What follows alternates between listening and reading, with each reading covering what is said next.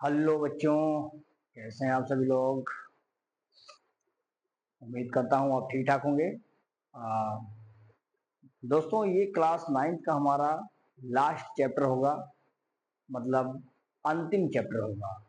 जिस तरह से हम लोगों ने क्लास 10th के बाजीगर सीरीज को शुरू से लेके अंत तक के चैप्टर्स को बहुत ही बेहतर तरीके के साथ नोट्स के साथ समाप्त किया है, उसी क्रम में मैंने आगाज सीरीज के अनुसार आपको क्लास 12 के बायोलॉजी के जितने भी चैप्टर्स थे शुरू से लेके अंत तक के चैप्टर्स को अच्छे से पढ़ाया है, नोट्स के साथ पढ़ाया है। ठीक है ना। और उसी क्रम के साथ आगे बढ़ते हुए हम लोगों ने क्लास 9 का जो ये अपना शुरू किया था आरंभ सीरीज, उस आरंभ सीरीज के अंतर्गत हम लोगों ने चैप्टर फर्स्ट से लेकर के सेल से लेकर के chapter final and natural resource तक पहुंच चुके हैं।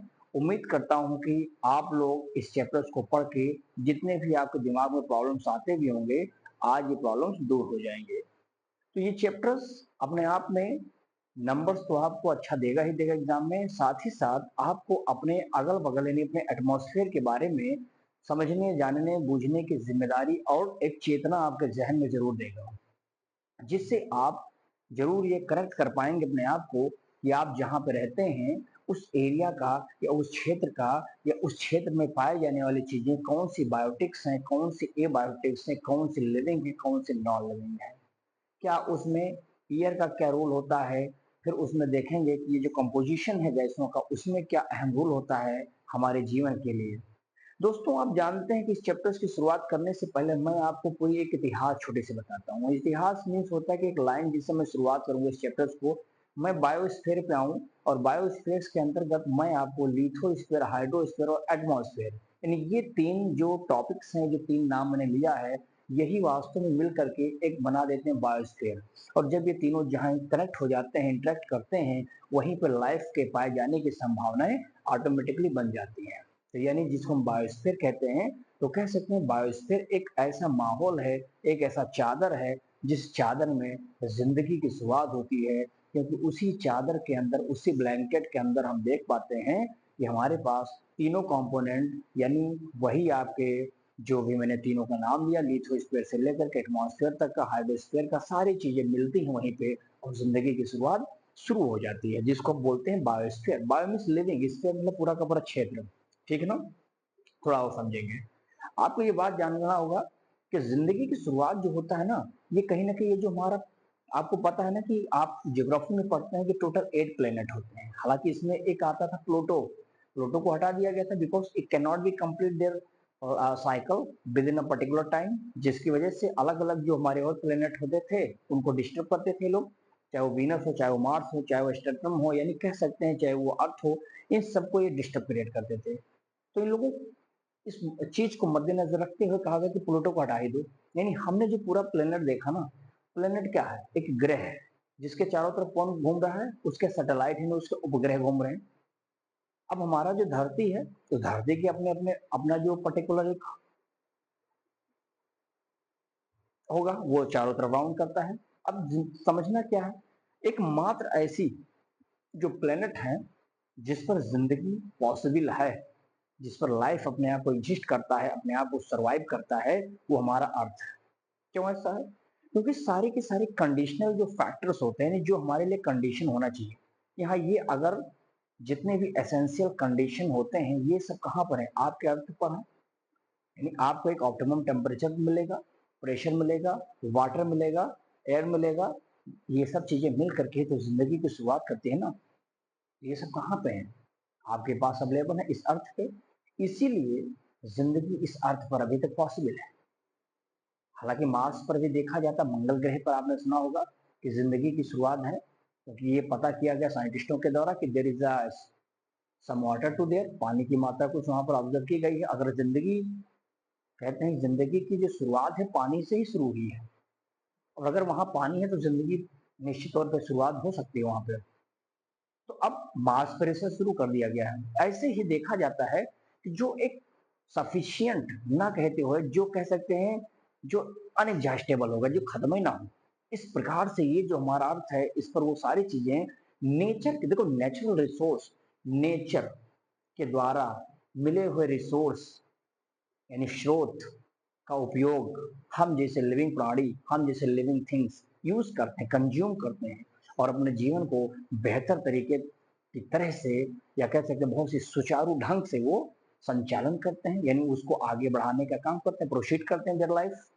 सुनाओ, अब जिंदगी की सारी जो बेसिक नीड है, हमने देखा कि हमारा अर्थ हमको दे रहा है और वो दे रहा है नेचर ने हमारे लिए बहुत सारी। जिससे आप किसी का बर्थडे होता है तो बर्थडे पे क्या करते हो भाई, अगर आपका फ्रेंड्स है तो आप जाते हो छोटा छोटा कुछ उसको गिफ्ट ले लेते हैं कि चलो भाई तेरा बर्थडे है, मैं तेरे लिए एक बुक दे देता हूँ, मैं तेरे लिए कपड़े देता हूँ, मैं तेरे लिए कुछ पार्टी करता हूँ।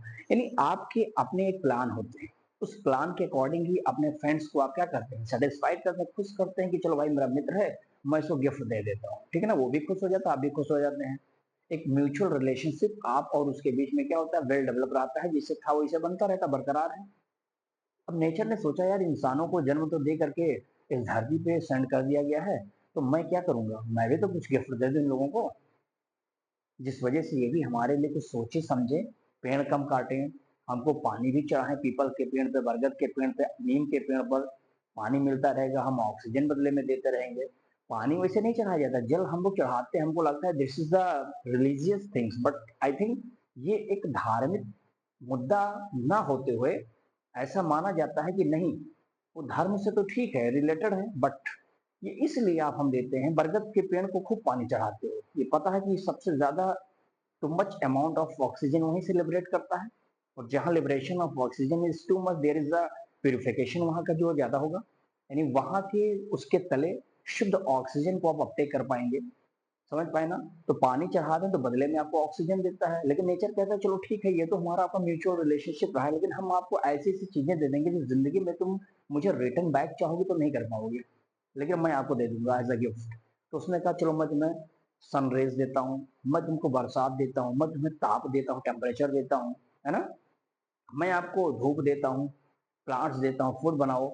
यानी एक प्रकार से देखा जाए ना, हिल देता हूँ, बहुत बड़े बड़े माउंटेन्स को मैं निर्मित करता हूँ, और ये सब बना करके मैं दे दूंगा, इंसान इसका यूज करे। यानी मैंने ये सीखा कि पृथ्वी के ऊपर वो सारी बेसिक नीड जो ह्यूमंस के लिए चाहिए, जो लिविंग्स के लिए चाहिए, वो सब मौजूद है, तभी हम लोग यहाँ पर रह रहे हैं।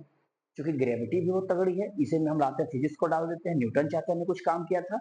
भाई न्यूटन क्या कहे, न्यूटन ने कहा कि मैं तो घूम रहा था, मेरी क्या कसूर, मेरा क्या कसूर था, ऊपर गिरा गिरा सेब। तो इस बात पर उसने रिसर्च किया कि भैया ये कहा सेब ऊपर ही आ गया है, इसको ऊपर चले जाना चाहिए था। अब इस बात पर रिसर्च नहीं था कि क्यों मेरे सर पे ही गिरा है, नो, गिरा तो आखिर नीचे, that is the main issue there. उन्होंने रिसर्च शुरू किया, बाद में ये कंफर्म किया, नो, उन्होंने अपना नियम दिया gravitational force by the Newton चाचा। तो न्यूटन ने अपनी बात रखी कि दुनिया का कोई भारी से भारी जो कह सकते हैं पिंड होगा, या जो भारी से भारी चीज होगी, वो जरूर चाहेगी कि हम एक मरतबा अर्थ की तरफ अट्रैक्ट होना चाहूंगी, बिकॉज अर्थ ही के पास तो ग्रेविटेशनल फोर्स है ना।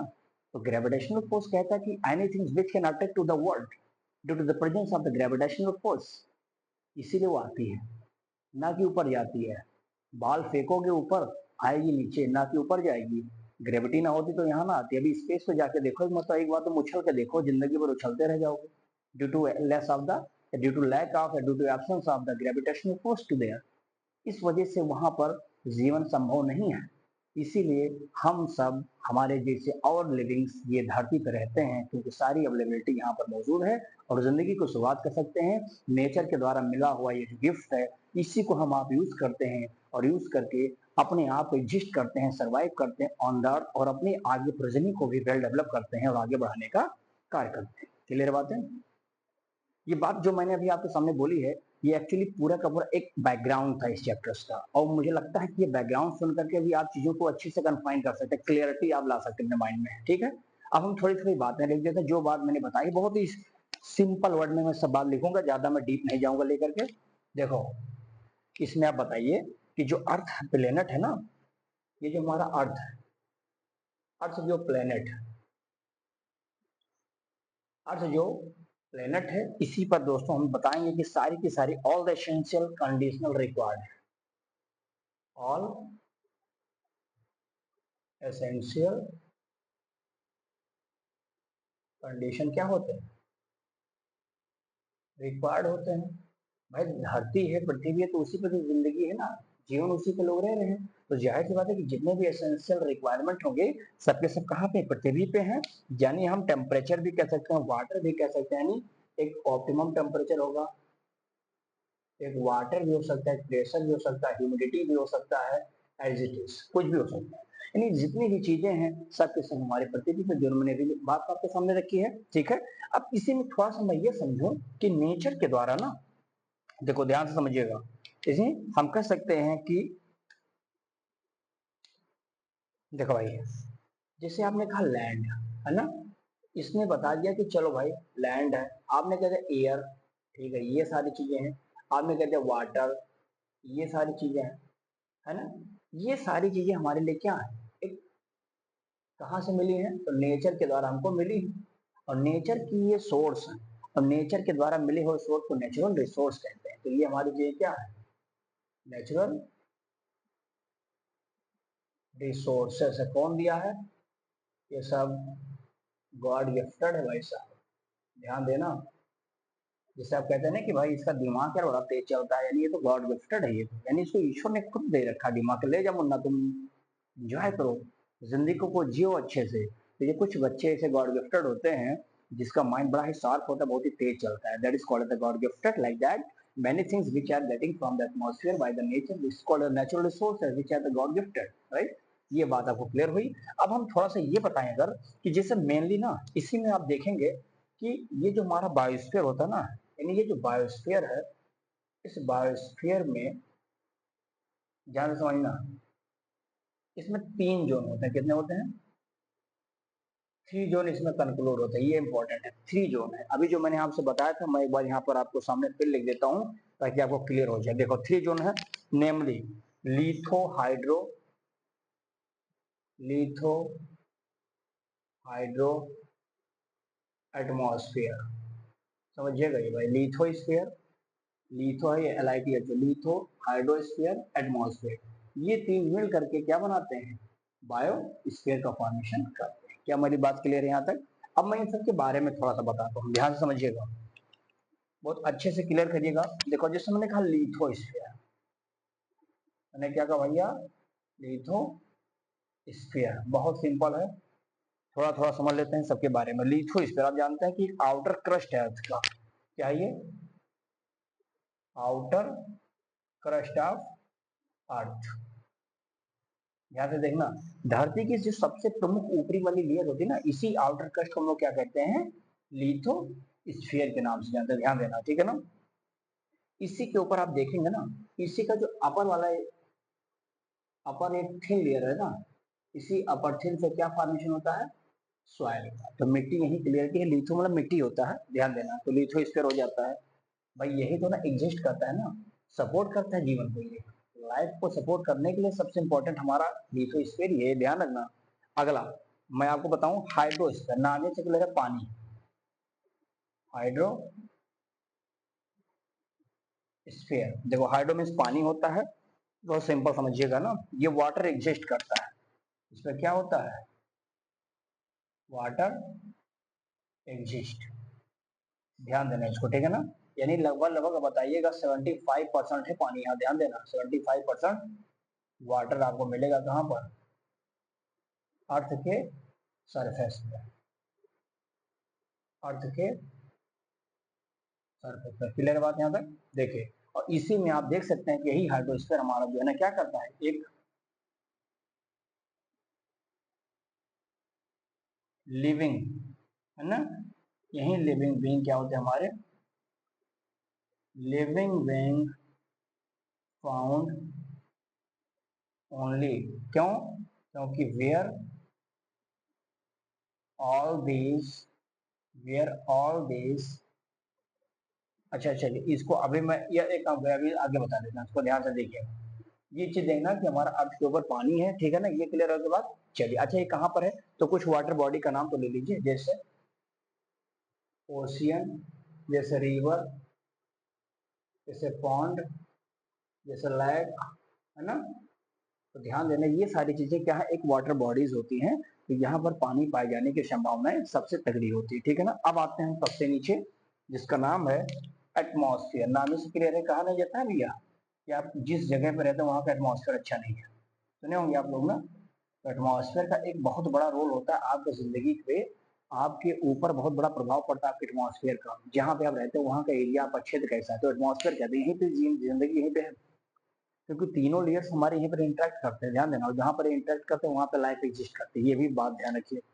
अर्थात यहाँ पर बता सकते हैं कि ये ना, ये कैसा होता है, तो ये जोन वियर का एयर कवर करता है, क्या करता है, air covers of the earth, of the earth. अर्थात हम इसको कह सकते हैं ब्लैंकेट, क्या बोलते हैं इसको, इस ब्लैंकेट ऑफ एयर को ही हम बोलते हैं क्या, एटमॉस्फेयर कहते हैं। क्योंकि यहीं पर ये तीनों जोन क्या करते हैं, मिलते हैं, थ्री जोन्स इंटरैक्ट, है ना। और जब तीनों जोन इंटरैक्ट करते हैं, तीनों जोन का ध्यान रखिएगा, हाइड्रोस्फीयर, लिथोस्फीयर और एटमॉस्फेयर। जब ये तीनों जोन इंटरैक्ट करते हैं तो यहाँ पर एक लाइन आप बता सकते हैं ना कि यहाँ पर होता क्या है। देखो यहाँ पर बताइएगा कि एक प्रकार से दोस्तों क्या होता है, यहीं पर फाउंड होते हैं क्या, found all these three zone exist. समझिए इस बात को, क्या मेरी बात यहाँ पे क्लियर भाई साहब, एग्जिस्ट होती हैं। तो ये बातें, जो चीजें मैंने आपको बताई हैं, इनका एक बहुत बड़ा अपने आप में इफेक्ट होता है, जो हमें बताने का काम करता है कि हाँ लिथो, हाइड्रो और एटमॉस्फेयर क्या काम करते हैं, सबका नाम हो गया। अब ये तीनों मिल करके क्या बनाएंगे, अब यही मिल करके बायोस्फीयर बना देंगे, और बायोस्फीयर पे ही जिंदगी शुरुआत हो जाती है। तो ध्यान से समझ लीजिए इसको भी, इसी समय मैं इसको आपको बता ही देता हूँ। बायोस्फीयर, बायो बायोस्फीयर भी देख लीजिए, डेफिनेशन पूरा क्लियर रखिए यहाँ पे। देखिए डेफिनेशन क्या कहता है ना, ये कहता है कि लाइफ सपोर्टिंग जोन है, लाइफ सपोर्टिंग जोन है किसका, जोन ऑफ अर्थ। ये लाइफ सपोर्टिंग जोन है अर्थ का, जिसमें क्या होते हैं, तीनों जोन आपस में मिल जाते हैं, थ्री जोन्स क्या करते हैं यहाँ पे आकर, ये लोग आपस में इंटरैक्ट करते हैं, या इंट्रैक्शन होता है, इंट्रैक्ट, समझिएगा ठीक है ना। कौन कौन से इसका नाम भी दे देता है यहाँ पे, लिथो, हाइड्रो, एटमॉस्फेयर। ये तीनों भाई लोग आकर के यहाँ पे इंटरेक्ट करते हैं, जिससे जिंदगी सपोर्ट करने में आसानी होती है। जैसे देखेंगे इसका काम क्या होता है, देखो भैया, अब जैसे ये लोग तीनों मिल करके क्या बनाते हैं, मैकिंग, मैकिंग, या सीधा कहो making the possible of, making the possible of life, life possible करते हैं, that is called as the biosphere. अभी मैंने आपसे कुछ समय बताया था कि बायो में लिविंग, स्फीयर मैंने जो एरिया पूरा क्षेत्र है, क्लियर है। अब इसके दो यूनिट है, उसका नाम भी देख लीजिए इसी समय। देखो भैया इसके ना स्पेशली दो हैं बायोस्फीयर के, एक का नाम था बायोटिक, क्या है इसका नाम, बायोटिक। ये इसी के दो पार्ट हैं भैया, बायोटिक है एक, ए बायोटिक है। तो मैं पहले आपको बायोटिक के विषय में थोड़ा बता देता हूँ। देखो बायोटिक तो पढ़ा है अभी, इससे पहले वाले चैप्टर्स में हमने देखा होगा, बायोटिक में लिविंग है ना।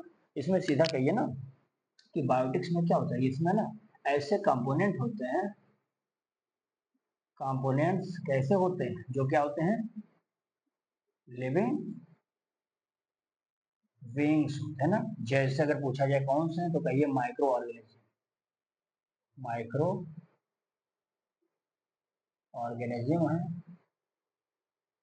प्लांट्स है, कौन सा भैया, एनिमल्स होते हैं। क्या मेरी बात यहाँ पे क्लियर है सबको, एनी सॉरी एनिमल्स पाए, देखिए ये चीज बिल्कुल यहाँ पर क्लियर है, एनिमल्स होते हैं, ठीक है ना।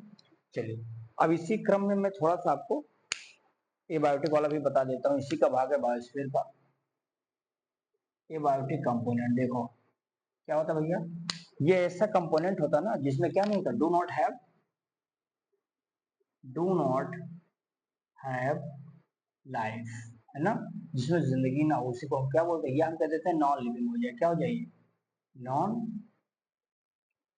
लिविंग हो जाए, इसी को बोलते हैं। जैसे एग्जाम्पल पूछेगा कह देना एयर है, जैसे करना सॉइल है, लाइट है, एयर है, सॉइल है, लाइट है, ये सब रख लीजिए इसको, ठीक है ना, टेम्परेचर है, ये सब मिल करके क्या बनाते हैं, हमारे ए बायोटिक कंपोनेंट के बारे में बताने का काम करते हैं। क्या बात यहाँ तक क्लियर है, दिख रही है यहाँ तक, कोई दिक्कत तो है नहीं।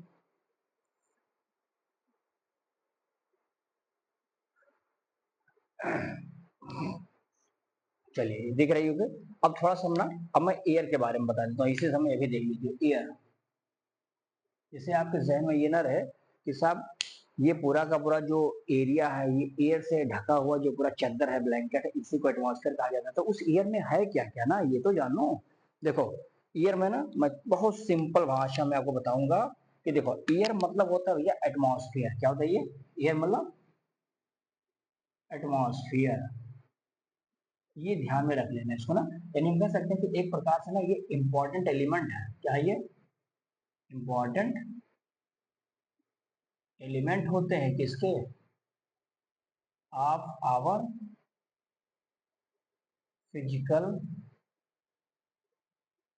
सराउंडिंग। हमारे अगल बगल की जो फिजिकली सराउंडिंग होगी किसमें? एटमॉस्फेयर में होती है, जो आपके सामने आपने देख लिया होगा ना। यानी हम कह सकते हैं कि एक प्रकार से ना ये कैसे होते हैं, तो कह देना इन एग्जॉस्टेबल है। कैसे हैं ये? इन एग्जॉस्टेबल। इन एग्जॉस्टेबल नेचुरल रिसोर्स है। मतलब क्या है? जो कभी खत्म ही ना हो। हवा को क्या खत्म कर सकते हो कि भैया 5 किलो हवा दे दो उसके बाद जाओ मनो जहाँ जाओ? नहीं खत्म होगा। वो कहेगा मेरी जिम्मेवारी है कि मैं अर्थ पे पाए जाने वाले सभी प्राणियों को इक्वल मात्रा में दूं। ये किसी भेदभाव नहीं करता कि मैं तुमको ज्यादा ऑक्सीजन दूंगा तुम्हें कम दूंगा, तुम्हें कम लाइट दूंगा तुम्हें ज्यादा दूंगा। No, there is no discrimination in the natural resources which is gifted by the God. So here, this is the very important role play in this natural resources. This is the inexhaustible, जो कभी खत्म ना हो, अनंत हो। ठीक है ना? तो ये बात मुझे लगता है कि ये बात आपको नेचुरल एग्जॉस्टेबल के बारे में पता चल गया। अच्छा इसमें होता क्या है? ये जो एयर है ना ये मिक्सचर है। क्या है ये? मिक्सचर है। ये ध्यान देना, अब मिक्सचर है तो मिक्सचर किसका भैया?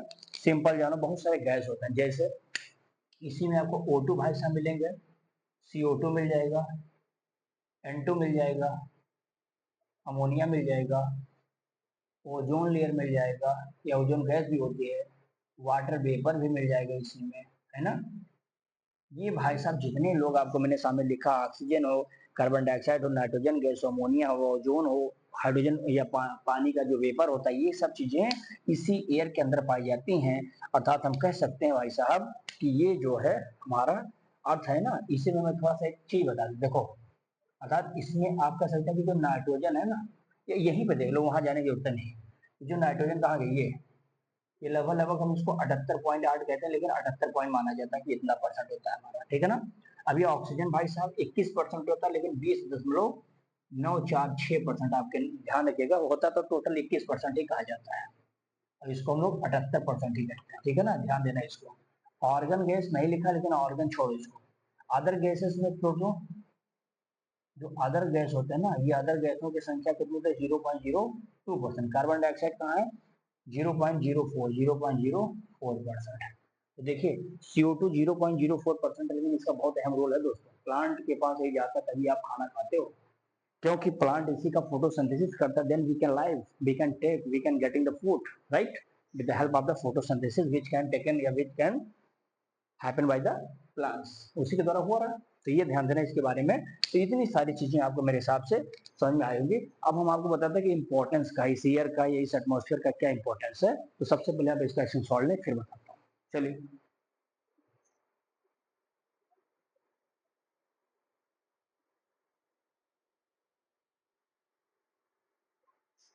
चलिए भैया, अब इसमें देखिए, इसमें ना एक सिंपल चीज है कि इंपॉर्टेंस ऑफ द एटमॉस्फेयर है। मतलब जो एटमॉस्फेयर है जिसमें आप कह सकते हैं कि कंपोजिशन ऑफ गैसेस है ना, इसमें स्पेशली हम एयर के बारे में बात करेंगे, ऑक्सीजन, और कुछ एक दो पॉइंट CO2 के बारे में देख लेंगे। तो एयर क्या करता है? आप जानते हैं जिंदगी को जीने के लिए हवा की जरूरत है ना।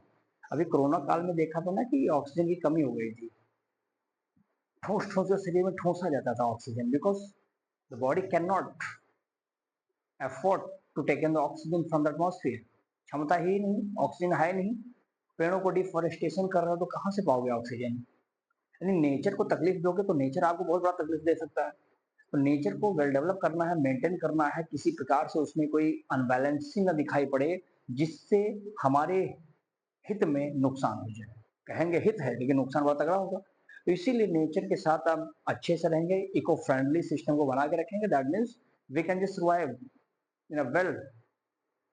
ठीक, अब देखिए वो ऑक्सीजन क्या करता है। पहला, ऑक्सीजन तो होता है एयर में, इन द एयर, जो नेसेसरी होता है किस लिए, सांस लेने के लिए। जिंदगी जीना है तो सांस जरूरी है ना, जिंदगी जीने के लिए सांस जरूरी है, तो ऑक्सीजन चाहिए, तभी आप एरोबिक रेस्पिरेशन कर पाओगे, है ना, लिविंग के लिए है ये चीज। अब आप एनारोबिक रेस्पिरेटरी कोई तो है नहीं, ये ऑर्गेनिज्म है नहीं, ईस्ट वगैरह है कि आप बिना O2 की ही जिंदगी ले लेंगे, ऑक्सीजन के बिना ही जिंदगी जी लेंगे, नहीं पॉसिबल है। दूसरा, सपोर्ट करता है किस लिए, कंबर्शन के लिए। अभी माचिस की तीली तुम जलाओ, जलेगी नहीं, ऑक्सीजन जब तक रहेगा नहीं, जब तक that can not be burn. ठीक, तो बर्निंग करने के लिए, कंबर्शन करने के लिए जरूरी है कि आपको ऑक्सीजन रिक्वायर है। थिंक अगला, कंबाइन करता है जितने भी एलिमेंट्स आपके सामने होते हैं ना, अलग अलग एलिमेंट के साथ ऑक्सीजन जुड़ जाता है, जुड़ने के बाद क्या करता है, उसके ऑक्साइड का फॉर्मेशन कर देता है। क्या करता है, उसका ऑक्साइड बना देता है, ध्यान देना। ये कंट्रोल करता है एटमॉस्फेयर के टेम्परेचर को। अभी आपके एटमॉस्फेयर में खूब टेम्परेचर बढ़ जाए, तो उस टेम्परेचर को मैनेज कौन करता है, बैलेंस कौन करता है, ये हमारा यही है, ऑक्सीजन ही। तभी आप सफल हैं, बेहतर हैं। तो इस चीज को मेंटेन करने का काम भी यही करता है। फिर देखेंगे, नाइट्रोजन भी गैस है, ये रिक्वायर्ड होता है किस लिए, सिंथेसिस करने के लिए। क्या सिंथेसिस, प्रोटीन, किसके लिए, प्लांट में। तो पौधा अपना प्रोटीन बना ही नहीं पाएगा अगर उसको नाइट्रोजन ना मिले तो। हालांकि वो अलग अलग फॉर्म में लेता है, चाहे अमोनिया हो, चाहे आप देखेंगे नाइट्रोजन गैस हो, है ना, नाइट्रेट हो, नाइट्राइट हो, ये सब मिल करके कहीं ना कहीं नाइट्रोजन के एक फॉर्म ही हुआ है। और इससे हम प्रोटीन बनाने में देखते हैं कि प्लांट इसका बहुत बड़ा भागीदारी, प्लांट का ये प्रोटीन बना सकते हैं इसी वजह से। ठीक है, फिर देखेंगे प्लांट नीड करता है CO2 को। अब पौधा CO2 क्या करेगा भाई, हम आप सांस छोड़ते हैं तो CO2 तो लिबरेट करते हैं ना, इस CO2 को कौन अपटेक करेगा, ये पौधा है जो बनाता है, एक प्रोसेस करता है, जो भोजन बनाता है, ग्लूकोज बनाता है, और वह प्रोसेस क्या है, फोटोसिंथेसिस। तो ध्यान देना, CO2 का काम यहाँ से होगा। CO2 क्या करता है, एक यूज किया जाता है फायर एग्जिस्टेंस में, ठीक है ना। तो यह जो एग्जिस्टिंग है, यानी आग बुझाने वाली जो गैस होती है, उसमें भी CO2 का योगदान होता है, तो ये वहां पर भी यूज किया जाता है। नेक्स्ट देख लेंगे, यहाँ बात होगी। अब देखेंगे how the vapour form, vapour कैसे बनता है। वेपर में देखिए, सिंपल देखिए, पहले तो क्या होता है, वाटर बॉडी जो है, यानी जिसपे ओशियन है, जिसपे रिवर होगा, पॉन्ड होगा, लैक होगा, है ना, ये तमाम चीजें, जितनी भी चीजें हैं, ये सब क्या होते हैं, वाटर बॉडी है, पानी भरा हुआ है। ये सब, इनके ऊपर क्या होता है, रेडिएशन गिरता है, सनलाइट आती है, और सनलाइट आने के बाद पूरी की पूरी वाटर बॉडी क्या होती है, गर्म होती है, वो भाप भाप बन के क्या होती है, बैक होना शुरू हो जाती है। तो देखिए, सनरेज पड़ती है, ये रिफ्लेक्ट बैक, और फाइनली वो रिफ्लेक्ट भी हो जाती है। और वहां से आप देखेंगे कि by surface of water bodies, और सरफेस जो पानी का ऊपरी सरफेस है, जैसे नदी है, तालाब है, उसका ऊपर का पानी बड़ा गर्म हो जाता है, ध्यान देना। तो गर्म हो जाते, हीटेड बाई रेडिएशन, यही तो रेडिएशन हीट करती है ना।